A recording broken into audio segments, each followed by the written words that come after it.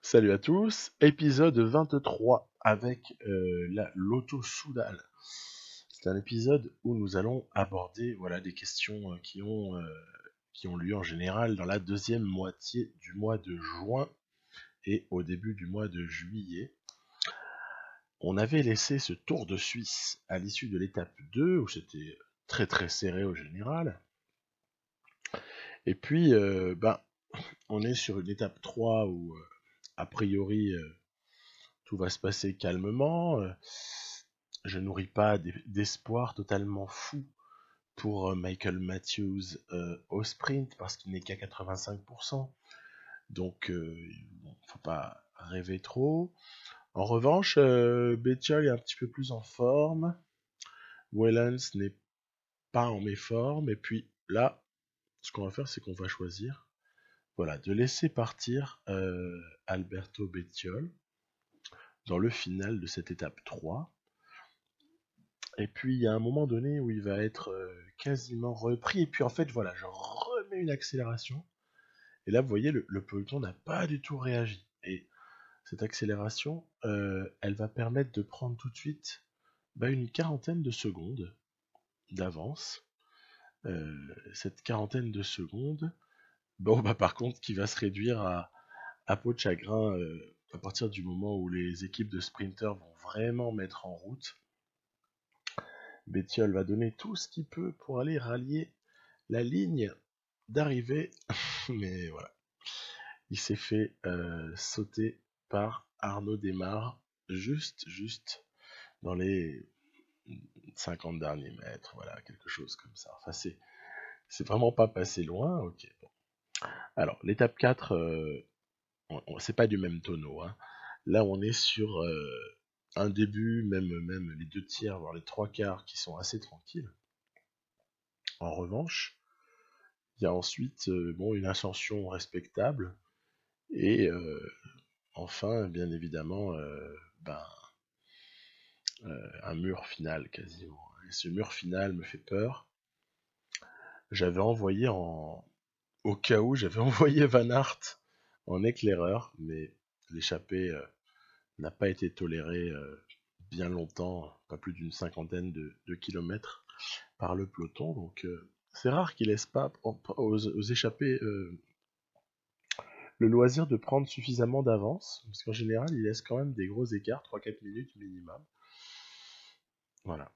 Donc je tente quand même quelque chose avec Tim Wellens, parce que hein, j'ai toujours pour coutume de tenter des choses avec lui. Il y a une terrible chute à l'arrière, on l'a un petit peu aperçu là. Cette chute va avoir notamment pour conséquence, l'abandon de Jens de Bussere. On espère vraiment une blessure légère parce que c'est encore quelqu'un sur qui on compte ne serait-ce que pour le championnat de Belgique. Puis là, il y a une attaque un petit peu généralisée. Je choisis de ne pas répondre par la contre-attaque. En fait, voilà. Je sais pas, mais en fait, de toute façon, soit je contre-attaque et je me vide la barre, soit il faut utiliser en fait l'autre stratégie qui est de remonter tout le monde progressivement. C'est ce que fait Wellens, hein. Il reprend quasiment tout le monde sur sa faculté à revenir. Là, par contre, la dernière accélération que vous voyez, c'est parce que les coureurs, par contre, on va quand même arriver à les reprendre. Les coureurs, bien souvent dans PCM, ont cette tendance à sprinter comme des malades à une certaine distance de l'arrivée, quoi. Voilà. Donc, Nairo Quintana a gagné l'étape. Wout Poels est toujours leader. Donc voilà, une étape encore vraiment spéciale parce que en définitive, il y a ce col hors catégorie là, plein milieu de l'étape. Je crois qu'il y a une ascension qui fait quasiment 30 km. Là, on est au-delà, hein. Elle s'est passée relativement sans encombre. Puis après, il y a une difficulté là qui n'est pas, je dirais, vraiment imposante, quoi, hein. Et puis une descente avec quelques petites bosses. Et enfin un faux plat dont il est difficile à l'avance d'évaluer la pente moyenne, la pente réelle. Toujours est-il que on essaye encore d'être un petit peu offensif, même si on ne se fait pas des milliards d'illusions, hein, mais voilà, on est offensif. On essaye quand même d'être l'instigateur de quelques mouvements. Et puis vous voyez, là on est vraiment dans l'explication, dans le final. Malheureusement, on prend conscience que les échappés ne seront jamais repris. C'est bien dommage. Du coup, voilà, ça donne une fin d'étape un peu moins fun. Il y a un sprint dont Lutsenko sortira vainqueur face à Visconti. Et puis du coup, là, ça va sprinter. Mais regardez, qui est-ce qui va arriver le premier au sprint? Bah, c'est rien d'autre que Viviani. Donc en définitive, on était sur une étape de montagne, en tout cas de classifier en montagne. Non, c'est Arnaud Desmar, autant pour moi, mais on était sur quelque chose qui était classé en montagne, mais qui en définitive termine avec les sprinters qui sont là, quoi. Bon, bref. Donc c'est une étape sur laquelle je pense qu'il fallait savoir se reposer, s'économiser. Pas comme dans celle-là. Là, je commets une erreur grave. C'est, ben voilà, je me suis fait avoir avec le x8. Puis après, j'ai beau faire tout ce que je peux, le décalage, il est fait. On reprend des mecs, hein, c'est comme ce que je vous montrais tout à l'heure sur l'étape 4. Hein. On reprend des types, on n'arrête pas. Il y a même des flocons de neige, c'est joli. Mais il est bien trop tard en fait, hein, il est bien trop tard. Il y a quand même 2 cols hors catégorie hein, dans cette étape. Hein. Donc on finit top 20, on va échouer là-dessus vers je sais pas, vers la 15e place, je crois, quelque chose comme ça au général avec Tim Wellens. Alors que l'explication en haut du classement, elle est terrible entre Quintana et Wout Poels. Bon, le reste, c'est un petit peu différent. Hein, pour Mas, pour Uran, pour Maika. C'est vraiment une explication à deux hein, pour la victoire. Puis voilà, je me dis, bon, allez. On s'est pris un retard terrible. On est totalement hors course pour ce qui est du général. Est-ce qu'on pourrait quand même pas essayer d'aller chercher une petite victoire d'étape? On voit que le peloton nous laisse partir. Nous laisse partir, mais il laisse peu d'écart. C'est bien géré ça.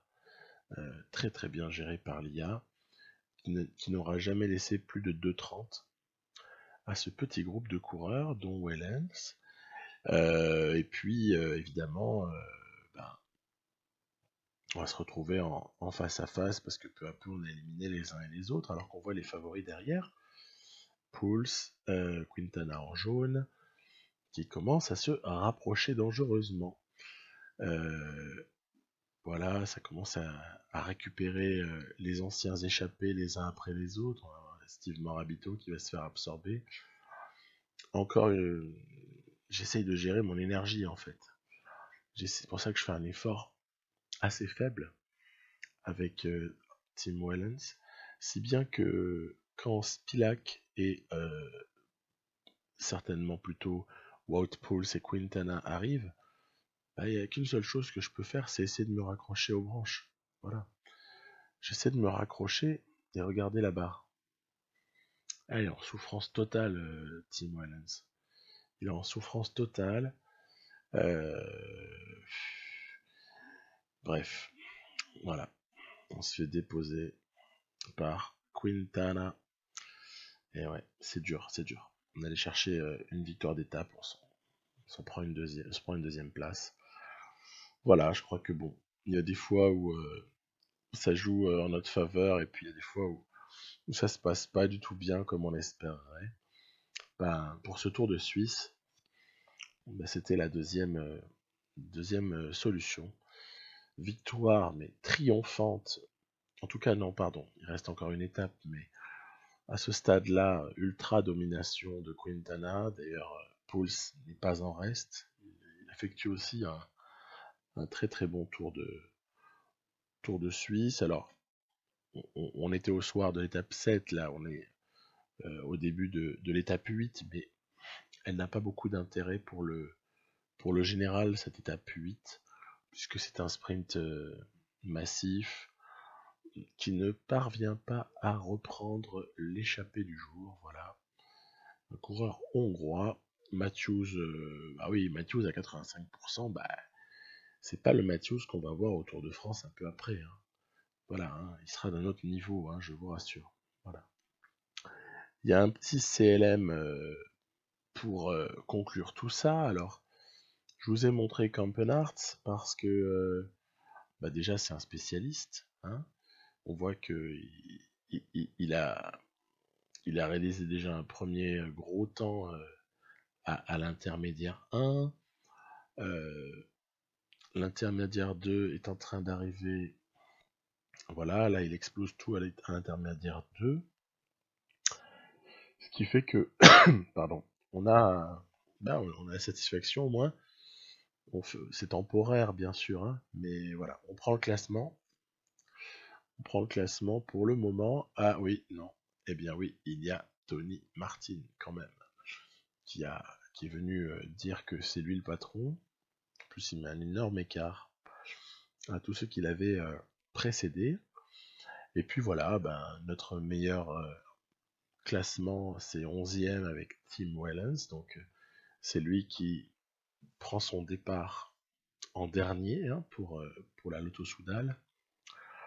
Et puis bon on va essayer de faire ce qu'on peut, hein. J'essaye de jouer avec la barre jaune là, vous voyez, pour essayer d'en garder sous la pédale jusqu'au dernier mètre entre guillemets. C'est pas honteux ce qu'on réalise. On réalise pas quelque chose de honteux, mais voilà, ça va nous mettre au final, après cette magnifique victoire de Tony Martin, ça va nous mettre au final à une 11e place, qui est qui est pas tout à fait ce qu'on espérait avant le départ du Tour de Suisse, quoi, hein. Je crois que c'est le moins qu'on puisse dire. Mais voilà, encore une fois, ça fait partie, c'est des échecs qui, j'espère, précéderont de très grandes victoires. Ouais, j'ai eu envie de faire un petit clin d'œil à Marc Hirschi, là, et son championnat national, qui se passe toujours en Suisse, quelques jours plus tard. Il est à la lutte, là, on voyait, avec Sylvain Dillier, qui est un client, hein, sur ce type d'épreuve. Je vais tenter d'y aller en fourbe en lançant le sprint avant les autres. Mais voilà, en définitive, ce sera une victoire pour Hollenstein. Nous, on est quatrième. Écoutez, moi, je suis assez fier d'être quatrième. Je trouve ça sympa. Et on arrive au championnat d'Italie. Alors ça, c'est quelque chose que je visais avec beaucoup plus de concentration, parce que Bettiol est tout seul, hein. On va lui étoffer l'équipe pour une autre année. C'est une évidence. Il faut que je prenne au moins un ou deux Italiens. Bettiol est tout seul. Il a face à lui, vous voyez par exemple des BMC, il y a des Marquis, il y a plusieurs BMC, il y a plusieurs Trek, Segafredo, il y a plusieurs Astana, bref, il y a Felline dont on a repéré la roue. Felline, c'est très intéressant. Pourquoi? Parce qu'en puncher, il est légèrement inférieur à nous. En accélération, il nous est inférieur. En endurance, il nous est inférieur à Bettiol, donc, hein. C'est très très intéressant donc de prendre la contre-attaque d'un tel coureur, parce que ça va nous faire baisser la barre beaucoup moins rapidement que, je sais pas moi, si on prend au hasard, si un Nibali attaque, il peut nous fusiller beaucoup plus rapidement, ou même un Diego Ulissi dans un registre différent. Vous voyez, il y a des types qui vont vous flinguer de suite si vous prenez, même un Fabio Aru, voilà. Terrible, terrible. Donc voilà, par exemple, Ulissi accélère. là, par contre, là, je prends la roue, hein, parce que, attention, hein, il y avait des marquis qui étaient tout seuls. Là, ils avaient 50 secondes avec son acolyte. Donc là, c'est soit maintenant, soit jamais, hein. Donc il fallait réagir, il fallait en mettre une grosse. Il y a Ponzi qui revient, il y a Formolo qui commence un peu à avoir du mal. Et on est bientôt sur le point, mais pas encore, hein. Attention, hein.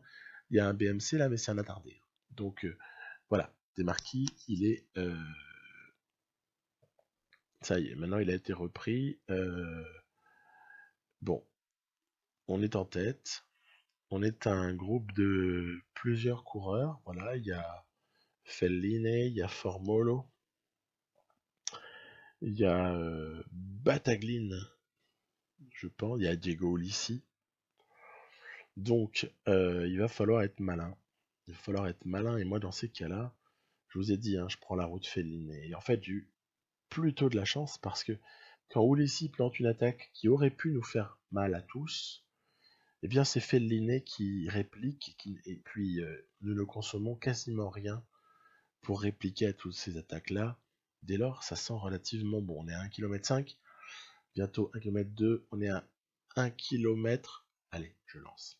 Voilà, je vais y aller. Et encore, il y en a un qui me bloque, hein, -2.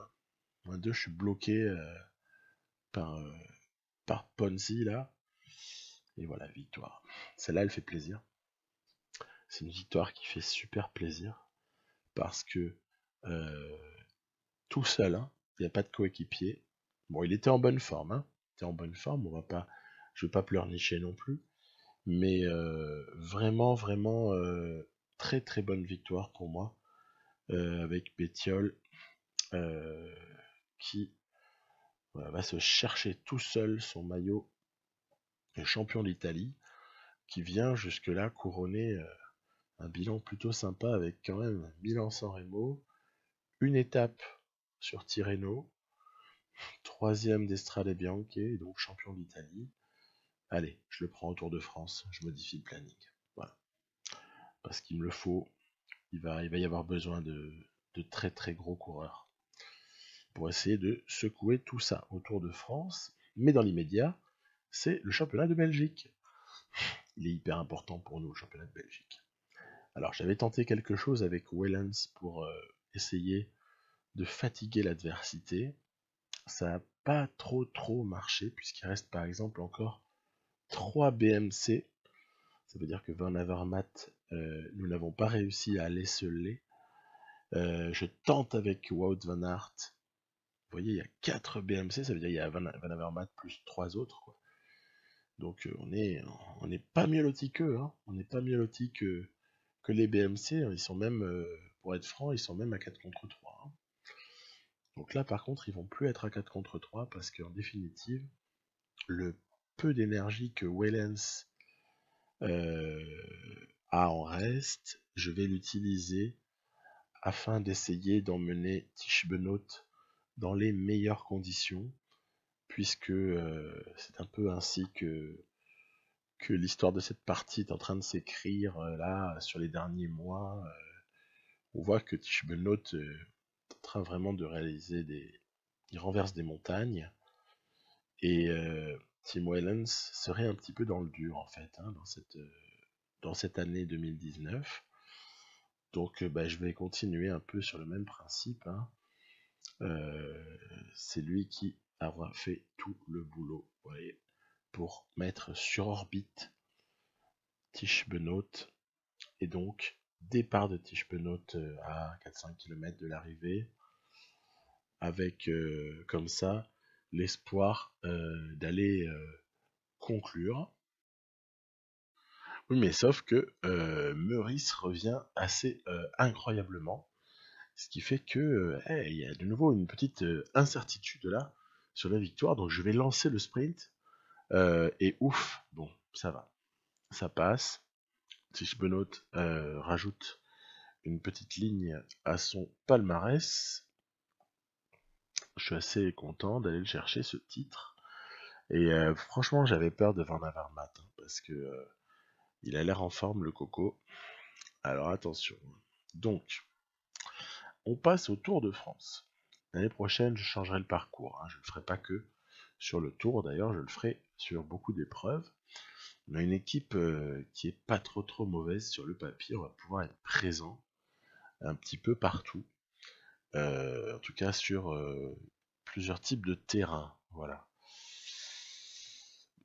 Le début de tour, il va être très probablement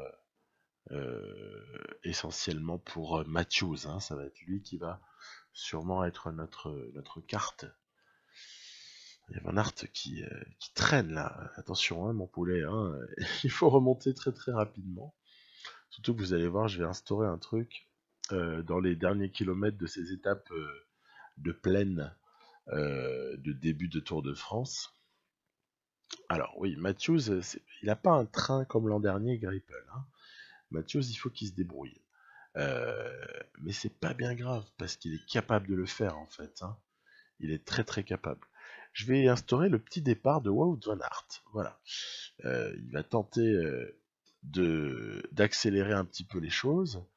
Et puis on voit que, regardez, j'ai Matthews là qui est pas trop mal placé dans la roue de Groenewegen. Et attention, il va produire son accélération. Aïe, bon, c'est pour Groenewegen. Il y a Marcel Kittel qui est placé. Il y a Christophe. On fait 4ème. Honnêtement, vu le plateau de coureurs présent, 4ème, ça me va. Franchement, ça me va. Donc, c'est une première nouvelle assez encourageante, cette 4ème place. Donc, victoire de Groenewegen, mais en même temps, c'est un sprinter, mais c'est un top sprinter. Hein, donc, il n'y a pas à rougir de s'incliner. On va regarder bien Van Aert. Voilà. Je vais essayer de produire une accélération avec Wout van Aert, là encore, sur le. On va dire, on est à 3-4 km de l'arrivée, quoi. Voilà, je me dis qu'un de ces jours, ils vont peut-être me laisser partir, en fait. Voilà, c'est pour ça que je le fais. Après, on se relève tout de suite, il n'y a pas de malentendu. Et attention, oh là là là là là là. En fait, on n'était pas loin du tout. Cette fois-ci encore, Peter Sagan, Marcel Kittel, Michael Matthews. On va prendre cette fois-ci une 3ème place. Donc c'est assez sympa. Vous voyez Tish, Benoît, Bettiol et Wellens, à qui j'ai demandé de coller vraiment pour éviter les cassures. Voilà. Et pourquoi j'ai demandé ça? C'est parce qu'à l'étape 1, il y a une énorme cassure qui s'était produite.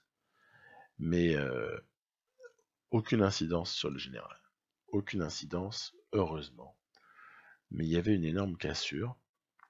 Donc il faut être super attentif. Vraiment, c'est hyper piégeux. Et on aborde en plus une étape, là encore, qui est vraiment difficile pour nous. C'est ce contre la montre par équipe. On n'est pas forcément les favoris, hein, nous. Hein. Donc, voilà, en fait, ce que je vais faire, c'est très simple. Sur PCM 2018, ça fonctionne pas comme avant. En tout cas, c'est déjà très différent de ce qui se passait sur le 2017. Déjà, vous avez l'impératif de mettre tout le monde à l'effort 99. Et du coup, le seul point sur lequel vous avez ensuite à jouer, bah, c'est tout simplement la durée des relais. Et pour ça, moi, je me base essentiellement sur 2 caractéristiques qui sont la note du jour en CLM, ainsi que la résistance. Voilà. C'est vraiment ces deux choses-là qui me font prendre la décision de donner des relais plus ou moins longs pour les uns ou pour les autres. Et là, on a fini relativement fort. En fait, on a perdu du temps entre le premier et le deuxième intermédiaire. Mais sinon, sur les 2 autres tiers, entre guillemets, on n'a presque rien perdu. Donc, c'est vachement encourageant. Et en plus, on est couronné de succès, puisque Wes Matthews, au bénéfice comme ça de pas grand chose, pour 3 secondes, va se retrouver maillot jaune après ce contre-la-montre par équipe. Donc déjà, super bonne nouvelle quand même. Ce début de tour est meilleur que celui de l'année dernière. Vous allez me dire, c'est normal, l'équipe est largement meilleure cette année. Mais voilà, donc c'est assez encourageant. Voilà, la petite attaque, hop. En fait, pourquoi je fais ça cette fois-ci? C'est parce qu'il y a eu une cassure suite à une chute relativement massive. Et là, je vais faire donner à peu près tout le monde, enfin tout le monde, on s'entend, hein, on va pas envoyer Wellens, on va pas envoyer Tish Benoît, mais Bettiol, parce qu'en fait, il y en a qui vont se manger un écart là, dans cette étape numéro 4, à cause de la cassure. Et donc j'envoie même Heinrich Hausler, et derrière, je roule même comme un malade, en fait, je fais quelque chose qu'il faut jamais faire. Bon, de toute façon, si c'était pas moi qui avais roulé, c'était les autres. Mais rouler sur un coéquipier. Et bref, tout ça pour dire que Michael Matthews n'est pas très très loin encore une fois. Victoire de Démarre, Kittel, Sagan, Matthews 4ème. Normalement, d'après mes calculs, on garde le maillot. On doit garder le maillot à l'issue de cette étape numéro 4. Et comme je vous dis, il y en a qui vont se manger une cassure là-dessus. Waouh! C'est-à-dire qu'en fait, il y a du Richie Porte ou des mecs, quelques mecs comme ça. En fait, au soir de l'étape 4, ils ont déjà 3 minutes de retard. Alors vous allez me dire, 3 minutes de retard, c'est pas grand-chose. Mais par exemple, Froome, lui, n'a que 40 secondes. Hein. Donc, faire gaffe. Hein. Voilà. Et Wellens, il a 30 secondes de retard sur Froome, par exemple. Voilà, pour situer les choses. Donc, on a beaucoup de bonheur à venir. Il y a énormément de choses à faire sur ce tour. Puis moi, je vais vous dire à très bientôt pour la suite. Ça démarrera avec une étape 5 plus qu'excitante. Voilà, bye bye.